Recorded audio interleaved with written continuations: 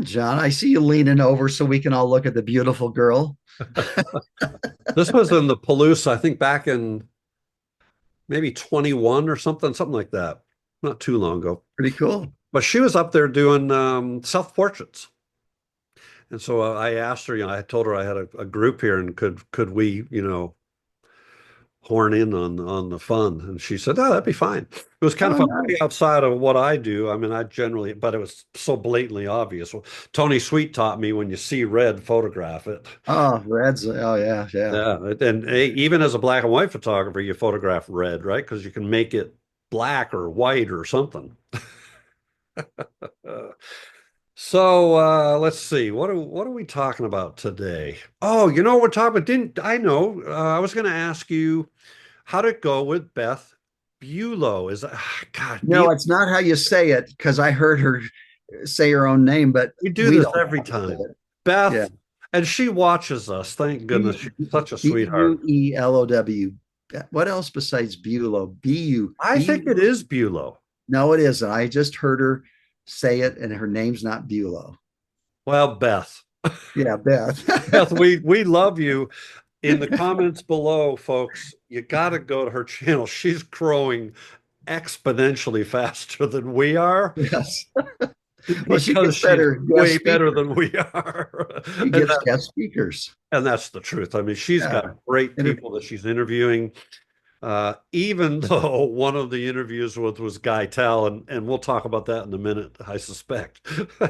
Just when I saw the title of that episode, it made me laugh out loud. yeah, But yeah. seriously, folks, Beth, we talk about lens work all the time. We love lens work, and we can't imagine why all 1,100 and whatever, 28 of you who are following us don't subscribe to lens work because it's great. Or at And least the free. Here's the a free thought. here's a thought. Just do that and get yourself Yeah, hooked on what he does. yeah. But anyways, second to that, Beth, as far as a YouTube channel, just because of the quality of the people, and as far as an interviewer goes, she's tremendous. It's not about Beth.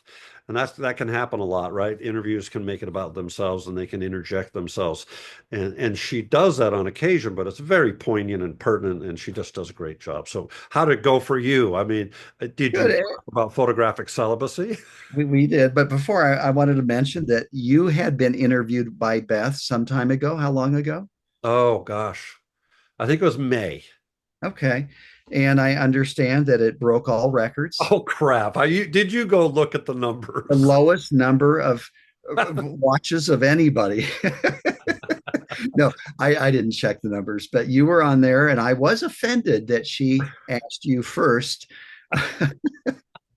um, but I wanted to bring it up. One, to plug Beth, go watch her channel. She's had some great people on there.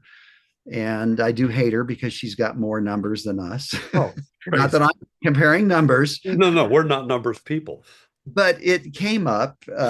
She wanted to talk to me about photographic celibacy. She Oh, said I was known for that.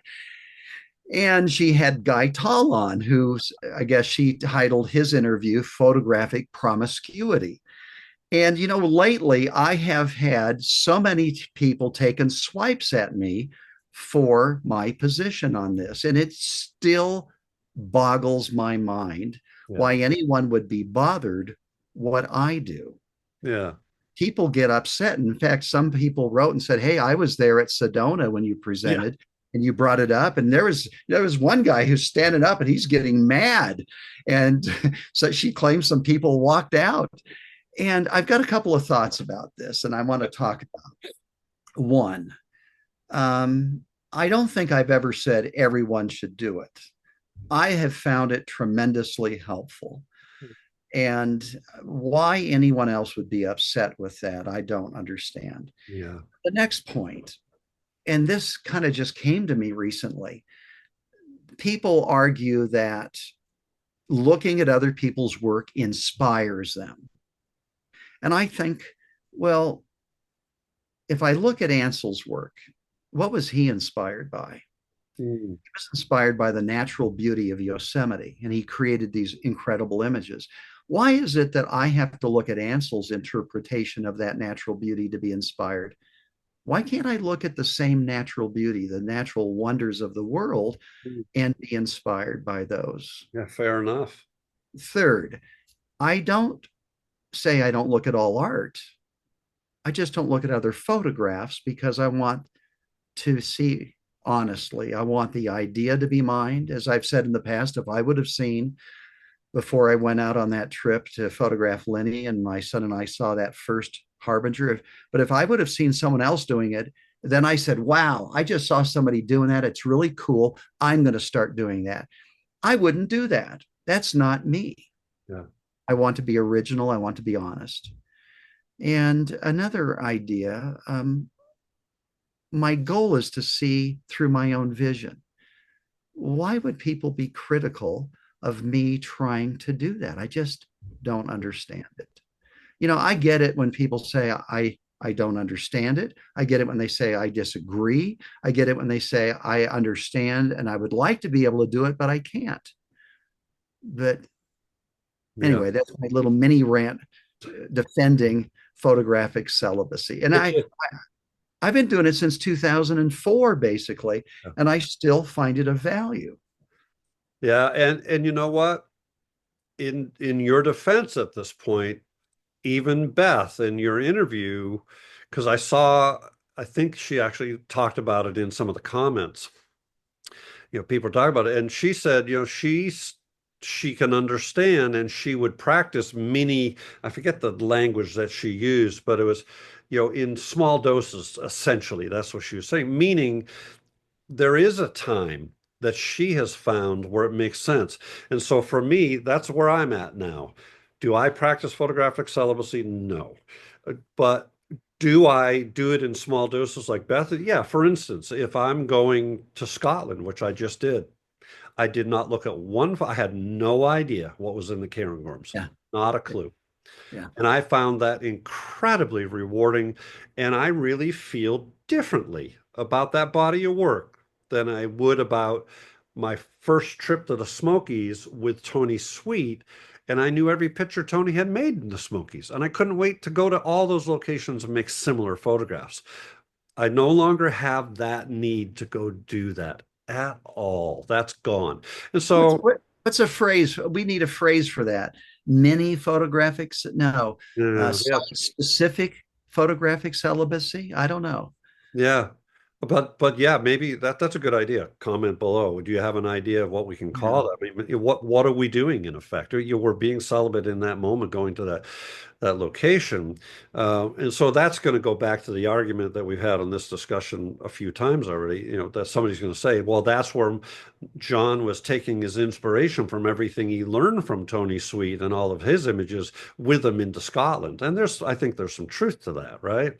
I probably have taken a lot of the influence of Nancy Rothenberg and Tony Sweet and whomever else I've studied, Chuck Kimmerly, people that I've looked at. But I do prefer now to go into a new location celibate and not having looked at images. So I can take, like I've argued against your position, you do take Ansel and Weston with you. I mean, you did study them in depth. And so you've not lost that, but at least you're doing what I'm suggesting I'm doing now. You're going in creating honest work. Now, Beth also brought up she's gotten into alcohol inks, and I don't fully understand it, but there are these inks that dry rapidly and do Oh, funny things because they have alcohol. yeah. And she purposely has been pursuing alcohol inks as an art form and purposely not looking at other people's alcohol ink work. She calls it Interesting. AIC, alcohol ink celibacy. And she's saying that she feels like she's creating her own original work. And isn't that our goal? I mean, Yeah. I still don't understand why we want to create images like someone else. Where's Yeah. the pride in that? So, Well, anyway, yeah. Okay. Mini rant over. new rant, Good to say. Hey, that looks like, by the way, we didn't talk about your image. That looks like Faroe Islands. Faroe Islands. Yeah. Love that I love the way that water's coming out on that cliff. That's like 8 miles tall. Yeah. That's scary. Tallest cliff I've ever been on. All right, bud. See ya. Okay.